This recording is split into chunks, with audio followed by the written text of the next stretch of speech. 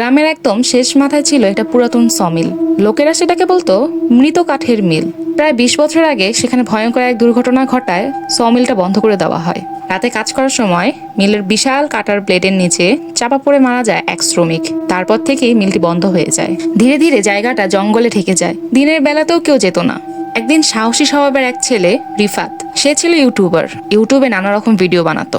তার ভিউয়ার্সদের নতুন জায়গাটি দেখাতেই মূলত তার এখানে আসা।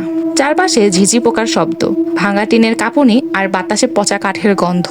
হাতে টর্চ নিয়ে রিফাত ভিতরে ঢুকতেই দেখতে পেল মরিচে ধরা বিশাল একটা কাটার মেশিনটা এখনো দাঁড়িয়ে আছে। হঠাৎ মেশিনটা নিজে নিজেই চালু হয়ে গেল। রিফাত থমকে দাঁড়ালো। তার পিঠে এক প্রকার পানির স্রোত নেমে গেল। বিদ্যুৎ তো বহু বছর আগে থেকেই কেটে দেওয়া হয়েছে, তাহলে এই কাটার মেশিন কিভাবে চালু হলো? টর্চের আলো কাঁপছিল। সে ধীরে ধীরে পেছনে হাঁটছিল। এমন সময় দেখতে পেল মেঝেতে করাতের গুঁড়োর ওপর কেউ যেন ভেজা পায়ের ছাপ ফেলে সামনে এগোচ্ছে, কিন্তু সেখানে কেউ ছিল না। হঠাৎ পিছন থেকে খুব কর্কশ গলা শব্দ এলো, আমার হাতটা কোথায়? রিফাত ঘুরে তাকাতেই তার বুক কেঁপে উঠল।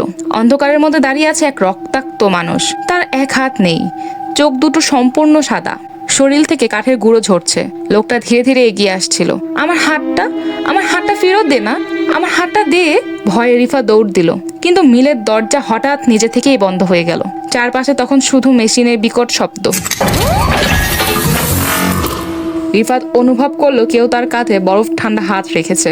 পরদিন সকালে রিফাতের বাবা তাকে খুঁজতে খুঁজতে সমিলের সামনে তার জুতোর জোড়া খুঁজে পায়, কিন্তু রিফাতকে এদিক ওদিক খোঁজার পরও পাওয়া যায় না। তখন তার বাবার মনে পড়ে যায় সেই ২০ বছর আগের কথা। তিনি ছিলেন এই সমিলের মালিক। একদিন করিম ভুলবশত একটা কাঠ কেটে ফেলে, যার বাজারজাত মূল্য ছিল অনেক। রিফাতের বাবা তখন শাস্তিস্বরূপ তার একটা হাত কেটে ফেলে দেয়। পরিবারের একমাত্র উপার্জনদাতা ছিল করিম নিজেই। ঋণের বোঝা এবং সংসারের খরচ চালাতে না পেরে সে আত্মহত্যা করে এই সমিলে এসে। তারপর থেকেই সমিলে তার আত্মা ঘোরাফেরা করতে দেখা যায়। এই জন্য বন্ধ করে দিতে হয় এই সমিলকে। করিমের আত্মাই নিয়ে গিয়েছে তার ছেলেকে। একটি বই, যা নাকি এক রাতেই লেখা হয়েছিল, আর সেই বই লিখতে একজন সন্ন্যাসী নিজের আত্মা বিক্রি করেছিল শয়তানের কাছে। কোডেক্স গিগাস, যাকে অনেকে ডেভিল বাইবেল নামেও চেনে, এটি শুধু একটি বই নয়, বরং ইতিহাসের সবচেয়ে রহস্যময় ও ভয়ঙ্কর বইগুলোর মধ্যে একটি। ইউরোপের এক অন্ধকারচ্ছন্ন মঠে বাস করত এক সন্ন্যাসী। সে ছিল খুবই জ্ঞানী, কিন্তু ভয়ঙ্কর এক অপরাধের জন্য তাকে মৃত্যুদণ্ড দেওয়া হয়। শাস্তি ছিল নির্মম। জীবন্ত দেয়ালের ভিতরে বন্দি করে হত্যা করা হবে তাকে। নিজের জীবন বাঁচানোর জন্য সেই সন্ন্যাসী মঠের প্রধানের কাছে একটি অদ্ভুত প্রস্তাব দিল।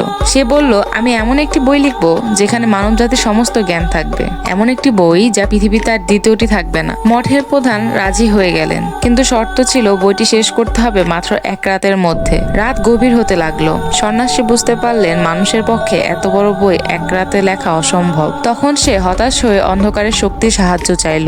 শয়তানের সাথে সে একটা চুক্তি করে শয়তান যদি তাকে ১ রাতের ভিতরে ৭৫ কেজি ওজনের বিশাল বইটি লিখে দেয়, তাহলে সে তার আত্মা শয়তানের কাছে উৎসর্গ করবে। শয়তান সেই চুক্তিতে রাজি হয়। হঠাৎ মোমবাতির আলো নিভে যায়। পুরো কক্ষ ঠান্ডা হয়ে ওঠে, আর ভোর হওয়ার আগে অলৌকিকভাবে তৈরি হয়ে যায় বিশাল এক বই, যার নাম কোডেক্স গিগাস। বইটির ভিতরে ছিল চিকিৎসা বিজ্ঞান, জাদুবিদ্যা, ধর্মীয় মন্ত্র, অদ্ভুত চিহ্ন এবং এমন কিছু লেখা যা সাধারণ মানুষের জন্য বোধগম্য ছিল না। এবং ধারণা করা হয় এই বইটির মধ্যে এমন কিছু ছিল যা মানুষকে শয়তানের প্রতি আকৃষ্ট করে। কিন্তু সবচেয়ে ভয়ঙ্কর বিষয় ছিল ২৯০ পৃষ্ঠার একটি ছবি, যেখানে শয়তানের বিশাল প্রতিকৃতি আঁকা ছিল। আজও বইটি সংরক্ষিত আছে সুইডিশ ন্যাশনাল লাইব্রেরিতে। আর ইতিহাসবিদরা এখনো বুঝতে পারেনি এত বিশাল বই মধ্যযুগে কিভাবে এত নিখুঁতভাবে তৈরি করা সম্ভব হয়েছিল। অনেকেই বলে রাত গভীর হইলে বইটির পাতার ভিতর থেকে অদ্ভুত ফিস ফিস শব্দ শোনা যায়। আর কেউ যদি সেই নিষিদ্ধ লেখাগুলো পড়ে ফেলে, তাহলে তার জীবনে নেমে আসে ভয়ঙ্কর অন্ধকার। এই বইটি সম্পর্কে আরো জানতে চাইলে আমার পেজটি ফলো দিয়ে রাখো।